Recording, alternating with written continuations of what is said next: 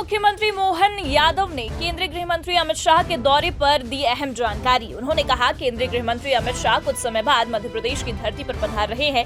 मध्य प्रदेश और देश की जनता की ओर से गृह मंत्री अमित शाह का अभिनंदन। आज के अवसर पर उनका ये दौरा हमारे सभी दूध उत्पादक क्षेत्रों के लिए वरदान साबित होने वाला है।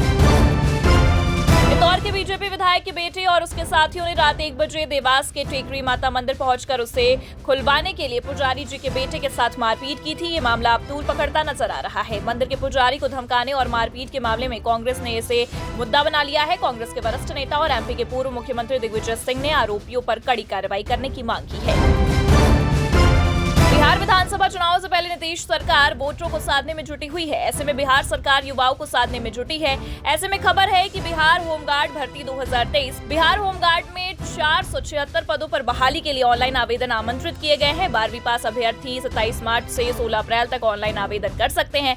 शारीरिक दक्षता परीक्षा और मेडिकल टेस्ट के बाद चयनित अभ्यर्थियों को नियुक्ति दी जाएगी।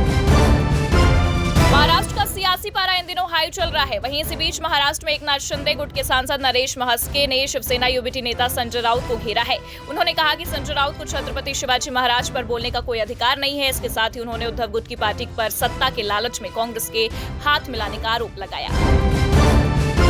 मुर्शिदाबाद हिंसा पर बोलते हुए कोलकाता के मेयर फरहाद हकीम ने कहा, हमें पश्चिम बंगाल में खुशी और शांति के साथ रहना चाहिए। विशेष रूप से पश्चिम बंगाल के मुर्शिदाबाद जिले में मंगलवार को वक्फ संशोधन अधिनियम के विरोध में हिंसा भड़क उठी, जिसमें प्रदर्शनकारियों और पुलिस के बीच झड़पें हुई, जिसमें पथराव हुआ और पुलिस वाहनों को आग लगा दी गई। पंजाब के मुख्यमंत्री भगवंत मान पत्नी के साथ गुरुद्वारा दुख निवारण साहिब पहुंचे, जहां उन्होंने बैसाखी की बधाई देते हुए कहा कि आज बड़ा ऐतिहासिक दिन है। खालसा साजना दिवस है। 16 अप्रैल 1699 को गुरु गोविंद सिंह महाराज ने खालसा की साजना की थी और आज के दिन 13 अप्रैल 1919 को जलियांवाला बाग में एक बहुत बड़ी शहीदी हुई थी, जिसमें हजारों की संख्या में लोगों ने शहादत दी थी। शिवसेना यूबीटी के नेता और विधायक आदित्य ठाकरे ने महाराष्ट्र सरकार पर जोरदार हमला बोला। आदित्य ठाकरे ने कहा, आज आप मुंबई के हाल को देखिए, पुणे को देखिए, छत्रपति संभाजी नगर को देखिए। ऐसा लग रहा है कि मुगल राज चल रहा है और यही मानसिकता वाले लोग छत्रपति शिवाजी महाराज का अपमान करते हैं। फिर चाहे वो कल आए हुए हो या प्रशांत कोटेकर हो या फिर भगत सिंह कोश्यारी हो, यही लोग औरंगजेब की कब्र को समाधि समझते हैं। एआईएमआईएम प्रमुख असदुद्दीन ओवैसी ने वक्फ बिल को लेकर फिर बीजेपी पर निशाना साधा है। उन्होंने कहा कि वक्फ अमेंडमेंट बिल जो कि नरेंद्र मोदी लाए हैं, वो ये बताता है कि बीजेपी सरकार मुसलमानों को शक की निगाहों से देखती है और इसलिए देखती है क्योंकि हिंदू धर्म के एंडोमेंट बोर्ड में, जैन धर्म के एंडोमेंट बोर्ड में, सिख धर्म के एंडोमेंट बोर्ड में और यहाँ पर सिर्फ उन्हीं के मजहब के मानने वाले मेंबर बन सकते हैं।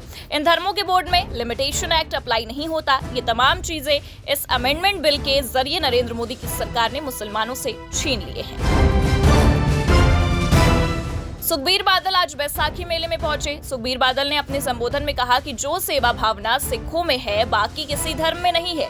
सिख धर्म में सभी कम उम्र वाला है, लेकिन सबसे ज्यादा नाम बनाने वाला है। शायद 104 साल पुरानी पार्टी है। एसजीपीसी बनाई, पहली मीटिंग में ही फैसला कर लिया कि कोई अपनी पार्टी होनी चाहिए। 1 महीने बाद पार्टी बनाई थी।